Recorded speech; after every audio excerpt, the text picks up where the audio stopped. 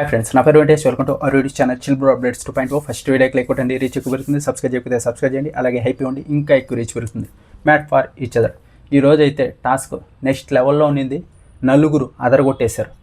నీతు, అలాగే నటరాజ్ మాస్టర్, వసంతి, కళ్యాణ్. వీళ్ళైతే వాళ్ళ ఎఫర్ట్స్కి ఫస్ట్ ప్లేస్ వచ్చేసి నేను కళ్యాణ్కి ఇస్తా, సెకండ్ ప్లేస్ వచ్చేసి నీతు గారికి, థర్డ్ ప్లేస్ వచ్చేసి నటరాజ్ మాస్టర్కి, ఫోర్త్ ప్లేస్ వచ్చేసి వసంతికి ఇలా ఇస్తా.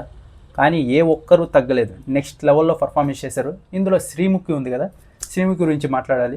ఒక్కోసారి తనకు నచ్చినట్టుగా రూల్స్ మార్చేస్తూ ఉంటుంది. ఇప్పుడే కాదు, చాలాసార్లు. ఒకసారి ఎవరన్నా చెప్పేది ఏందో చూడదు, నేను చూస్తున్నా, కెమెరా చూస్తున్నాయి, అక్కడ మానిటర్లు చూస్తున్నారు చెప్తుంది, తనే వెళ్ళి అక్కడ చూడదు. ఈరోజు కూడా మీరు చూసుకొని ఉంటే రూల్స్ మార్చింది. అలాగే కళ్యాణ్ ఏదో పట్టుకున్నాడని చెప్తూనే ఉంది, తీసేయని. అక్కడికి వెళ్ళి చూడొచ్చు కదా, అక్కడ తను ఏం పట్టుకోలేదు, నేలనే పట్టుకొని కానీ తీసేయని 3 సార్లు చెప్పింది. ఒకసారి వెళ్ళి చూసింటే అతను ఏం పట్టుకున్నాడో పట్టుకోలేదో తెలిసేది కదా, లేదు. మళ్ళీ ఇక్కడ కళ్యాణ్ వసంతికి వచ్చేసి ఆ ఎల్లో లైన్ ఏదో అయితే ఉందో అది దాటద్దు అని చెప్పింది. ఇక్కడ నటరాజ్ మాస్టర్ నీతు దగ్గరికి వచ్చేసరికి నీతు గారిని బోర్డర్ దాటేసి వెళ్ళి నటరాజ్ మాస్టర్ని ఈడ్చుకొచ్చి ఒక్క సెకండ్లో రూల్స్ మార్చేసింది. వీళ్ళని వచ్చేసి లైనే దాటద్దని చెప్పింది. నీతు గారికి వచ్చేసి వెళ్ళిపో, బోర్డర్ దాటేసి పోయి నటరాజ్ మాస్టర్ని ఈడ్చుకొని వచ్చేయంటుంది. చాలాసార్లు అయితే రూల్స్ బ్రేక్ చేసింది. ఎవరన్నా చెప్తే కూడా ఎందో, ఎవరన్నా చెప్తే ఇంకా వాళ్ళ మీద అరుస్తుంది. శ్రీముఖి మార్చుకోవాలి ఇలాంటిది.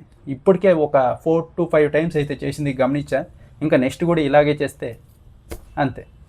ఇంకా ఆ తర్వాత ఈరోజు కళ్యాణ్, అలాగే Vasanthi, Nataraj master, Neetu next level performance అయితే చేశారు.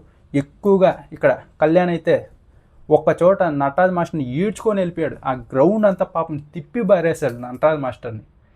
ఒక్కసారి నటరాజ్ మాస్టర్ కళ్యాణ్ని డామినేట్ చేయకుండా చూసుకున్నాడు. నాకు ఒకటే అనిపించింది, అంత ఫుల్ గ్రౌండ్ ఎంతైతే ఉందో అంతా నటరాజ్ మాస్టర్ని తిప్పేశాడు, ఈడ్చుకొని వెళ్ళిపోతున్నాడు. అది గేమ్ పరంగా అయితే ఏది మాత్రం తప్పు లేదు, తప్పు కూడా అనలేం, అది అలాంటి గేమ్ ఏం చేయలేం. కానీ నటరాజ్ మాస్టర్ ఎఫర్ట్స్ ఏవైతే ఉన్నాయో చాలా బాగా అనిపించింది, బాగా ఆడారు. ఆ తర్వాత ఇక్కడ నీతు గారు అయితే ఇక్కడ కళ్యాణ్ ఎలాగైతే ఒకే చోటు ఉండి నటరాజ్ మాస్టర్ని ఆడిచ్చారో, ఇక్కడ నీతు గారు వసంతిని అలాగా ఆడిచ్చారు. ఒకే చోటు ఉన్నారు, కదలలేదు.